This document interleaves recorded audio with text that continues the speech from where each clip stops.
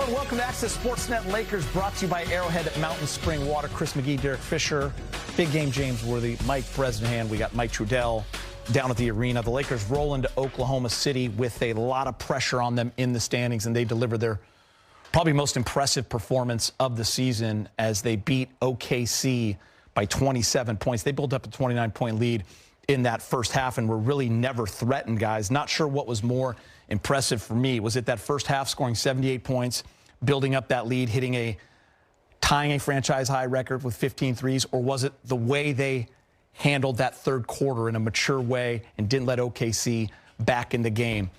Season high 22 threes, and for the 12th time this season, James, holding OKC under 100 points. Impressive. Yeah, I have to say it was. It was impressive. Timely victory, a timely, decision to realize where you are in the standings and how important these games are going out against the best team in the West. And, your sense of urgency was there from the beginning, and they got the lead in the third, and it remained there. I thought the swarming defense on Shea early in the game, he couldn't get easy shots. No one really could. The defense was in help mode.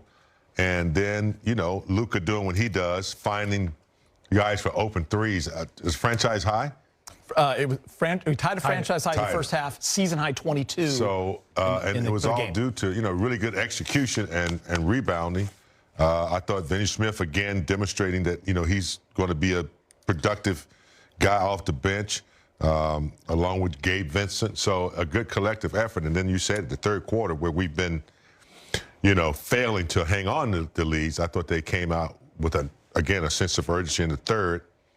And it got away from them a little bit, but they were able to, hold off and maintain their lead and get the victory. By the way, sorry, James, it tied a franchise high, 22-3. I know it was up there. Pretty impressive performance. Yeah, no, it was from start to finish. I mean, in a 48-minute game, there's going to be ups and downs in your performance, some breakdowns defensively, a couple bad offensive possessions here or there, but you have to give the Lakers credit for going in with a really, true business-like mindset of wanting to win this game. Their sense of urgency was greater than the Thunder, and that's how more at stake. That's how both teams played. They had to win this game in a sense. That wasn't on the table for OKC, but that doesn't change. You still have to go out there and do your job, and I thought the Lakers did that. To me, you could tell the Thunder also, a lot of the whistles that they are accustomed to getting, you don't get those against the Lakers. You just don't. Mm-hmm. That's the reality of it. There's more guys whose names we recognize on the Lakers than on OKC Thunder. Mm-hmm. That's the reality of the NBA. And I thought they fell into that trap a little bit today as the game turned. They did get focused on the officials and expecting calls. Lakers just kept playing, took care of business. Yeah, for the first time, OKC since November has lost back-to-back games. That was after winning 12 in a row. They still hold a one-game lead over Cleveland for the best record in the league. Let's go back to Oklahoma City. The Dawn is with Mike Trudell. All right, Luka, a very impressive win for you guys here against the Western Conference leaders. Really set the tone in that first quarter. I think 42-32 was the mark. What got into you guys to really execute to that level? I think the whole team was inspired because Real Madrid won El Clásico basketball today. No, I'm kidding. That was me. That was it. Well, that's fair, because I brought up before we went on air, I was talking about soccer yesterday, but you, of course, played basketball for Real Madrid. Fair enough. I know where your heart is there. But now with that acknowledged, and we know how good Real Madrid is, what was it in the first quarter, Luka, that got you guys going? Our defense. I think we started aggressive. Jay just said before the game, we got to start aggressive, physical, and that's what we did. All right, Luka, tell me about the pass to Gabe Vincent. You were standing right about here and flipped it over your head. At what point did you decide that's how you were going to get on the ball? I don't know exactly. Sometimes I just decide things that sometimes are good, sometimes not. But I knew that he was standing behind me in the corner. That's a pretty good pass, I think. Pretty good pass, all right. But he made it, so that's a tough shot to make. For sure. Well, look, a lot of your teammates hit threes tonight. Do you think, is there something collective about shooting sometimes when you see your teammates making shots, then that helps everybody else get going too? Yeah, definitely, especially when we get shots like that, like this. I think we had a lot of open shots. We were driving the ball, sharing the ball, so I think that's the best offense we had. Okay, last one for you. You play again in a couple days in this building. You, of course, played the Thunder last year in a tough playoff series. You know what it's like to play 2 games in a row. What's going to be the key, as you know they're going to come out pretty strong? We got to come out with the same mentality, #1 in the West for a reason. They're a very tough matchup, but we gotta come out with the same mentality. All right, thanks, Luka. Perez, let's get your comments as we look at the Lakers threes. 15 in the first half, which ties a franchise record for most threes in a half. 78 points in the half was the most OKC gave up all year, and the Lakers really took it to them. You heard Luka talk about kind of JJ's message before the game. 8 different guys hit threes. DFS, I thought Dorian Finney-Smith, Doe, and Gabe were huge off the bench, 4 each as well. And like James said in Fish, the ball was moving, and they were executing. I can't tell you enough how much this team in just a few short months has completely reconfigured itself. You went from an AD and LeBron dominate the paint type of mindset to, hey, let's outscore OKC by 30 behind the arc. I mean, it is stunning to me. It started with the acquisition of Dorian Finney-Smith a few days after Christmas. Obviously continued by getting Luka at the trade deadline. And this team has really reimagined itself. They are fun to watch. And defensively, they out-thundered the Thunder today. You and I talked on the pregame show. Excuse me, Al and I talked on the pregame show about how good OKC has been defensively. They force a ton of turnovers. They get a ton of points off turnovers. They're #1 in steals, #2 in block shots. Today, the Lakers were clearly the more dominant team defensively. That was fun to watch, start to finish.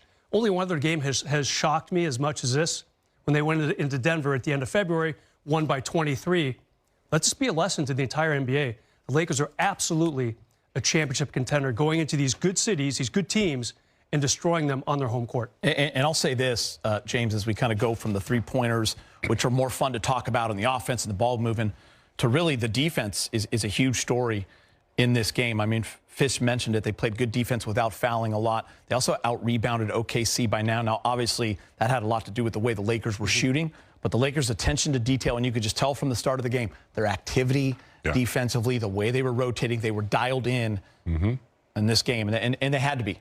They had to be. With 5 games left, the pressure going on in the standings, this was a game, as Fish said, they had to get. I think they realized that, you know, look, as well as they are offensively and they can get shots, you're not going to get this amount of threes a lot, you know, but I thought they were very aware of what they had to do defensively. Starting with Shea, they shadowed him and they played good defense, forced him into the help. He took some tough shots in the first half that were, you know, he makes a lot of them, but he was under duress. And I thought the rotations were good. I thought the collective rebounding was pretty good. There was a moment there where they gave up some extra possession, but I think that was due to the long shots, the long three, and the long rebounds that were coming out. But to have that sustained in the third quarter was most important, and that's where they've been kind of slacking off a little bit when they get these big leads. But I thought they were able to sustain the defense and not give Oklahoma anything easy, you know, collectively. They usually get a lot of shots. Jalen, you know, Shea, they get a lot of, you know, players involved. But I just thought the Lakers defense was really good today. They moved very well, rotated well, communicated well, and they got the win. The biggest thing about OKC and what makes them lethal with SGA, you know, as an MVP candidate is how many times he gets to the free throw line individually on a night-to-night basis, which allows them to set the #1 ranked defense in the league more often because he's at the free throw line 10 to 12 plus times per game. They shot 12 free throws total in this game tonight as a team, and SGA was 0 free throw attempts. Looking for 14 on Tuesday night. So again, like those things aren't the norm. The Lakers won't normally hit 22 threes. Yeah. I would say the one thing that we want to look forward to in terms on Tuesday is, he'll probably get to the free throw line on Tuesday.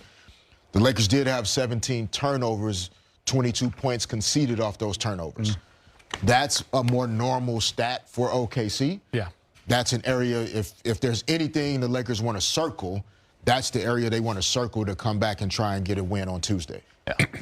These wins are so important because when you look at the standings coming into today, 3 through 8 in the West, separated by a game and a half, with 5 games to play, 4 games for some teams. So to go into OKC, and please excuse my confusion, OKC was favored by 9.5.